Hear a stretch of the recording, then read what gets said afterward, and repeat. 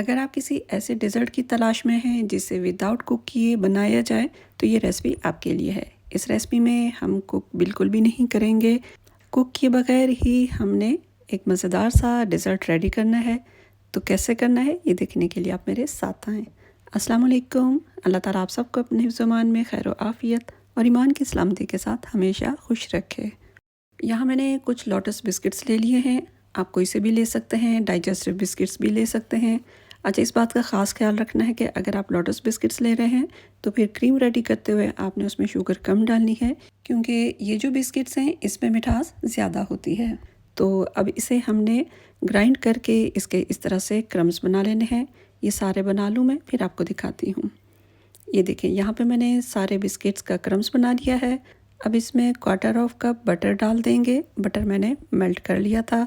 एक बार फिर इसे हल्का सा चला देंगे, ज़्यादा नहीं चलाएंगे। ये देखें, ये इस तरह से जुड़ा हुआ है, तो हमें ऐसे ही चाहिए। अगर आप इसमें बटर नहीं डालना चाहते तो फिर कोई सा भी इसमें जूस डाल सकते हैं। अब एक डिश लेकर उसमें इसे हमने डाल देना है। अब एक स्पैचुला लेकर हल्का हल्का सा इसे प्रेस करते हुए लेवल कर लेना है।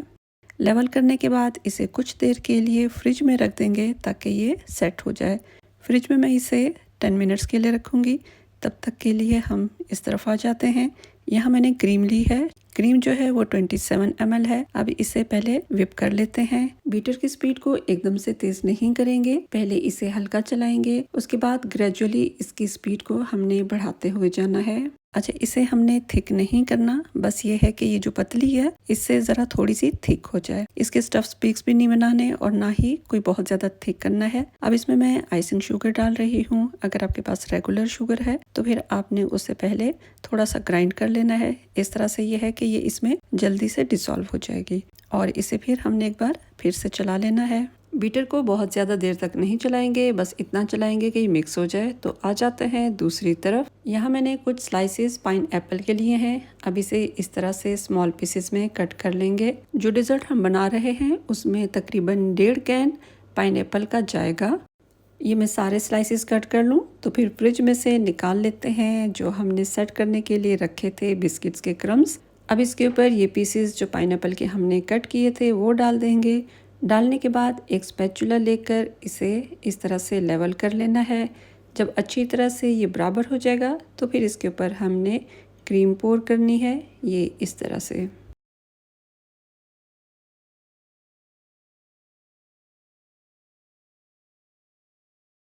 क्रीम पोर करने के बाद मैं इसे 5-10 मिनट्स के लिए फ्रिज में रख दूंगी और तब तक बिस्किट्स लेकर उसके क्रम्स बना लूँगी।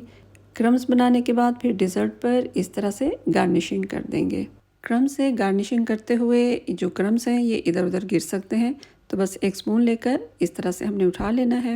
अच्छा, ये ज़रूरी नहीं है कि आप क्रम्स के साथ गार्निशिंग करें, चाहे तो आप बिस्किट्स को हाफ करके उससे भी इसकी गार्निशिंग कर सकते हैं। इसके बाद पाइनएप्पल के कुछ पीसेस लेकर उससे इसकी गार्निशिंग करेंगे। गार्निश कर लेने के बाद इसे फ्रिज में रख देंगे कम से कम 2 आवर्स के लिए। अगर आप ज़्यादा देर के लिए रखें तो और ज़्यादा अच्छा है। जब ये खूब ठंडा हो जाए तो फिर उसके बाद इसे निकालना है। अब ये मैं आपको थोड़ा सा निकाल के दिखाती हूँ। आप भी बनाएं, खाएं और अल्लाह रब्बुल इज़्ज़त का शुक्र अदा करें जो हमें खिलाता और पिलाता है। अगर आपको रेसिपी अच्छी लगी है तो जाते जाते आप इसे लाइक कर दें।